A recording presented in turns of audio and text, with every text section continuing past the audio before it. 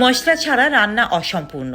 মশলা রান্নায় আলাদা স্বাদ নিয়ে আসে, কিন্তু বর্ষায় এই মশলা নিয়ে পড়তে হয় অনেক সমস্যায়। স্যাঁতসেঁতে আবহাওয়ায় মশলার স্বাদ গন্ধ একেবারেই নষ্ট হয়ে যায়। এই সমস্যা থেকে মুক্তি পেতে কিছু নিয়ম মেনে তারপর মশলা সংরক্ষণ করুন। বাজার থেকে মশলা কিনে এনে শুকনো খোলায় একটু নাড়াচাড়া করে নেবেন প্রথমে, তারপর কৌটায় ভরে রাখবেন। দেখবেন অনেকদিন মশলা ভালো থাকবে।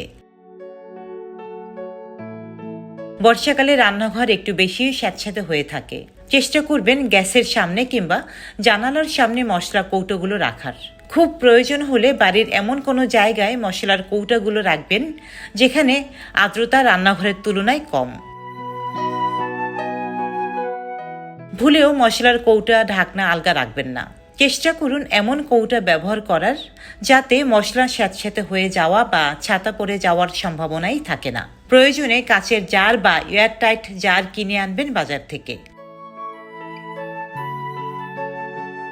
মশলার কৌটায় 5-6টা লবঙ্গ রেখে দিতে পারেন। লবঙ্গ থাকলে কৌটায় পোকা ধরে না, আপনার মশলাকে রাখা যাবে সুরক্ষিত।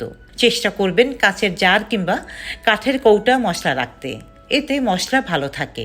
এছাড়া মশলা নেওয়ার সময় শুকনো চামচ ব্যবহার করবেন, কারণ ভিজে চামচ ব্যবহার করলে মশলা নষ্ট হয়ে যেতে পারে।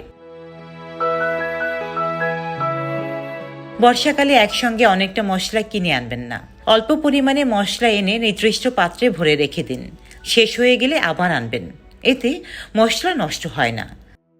ডেস্ক রিপোর্ট, সাম্প্রতিক দেশকাল।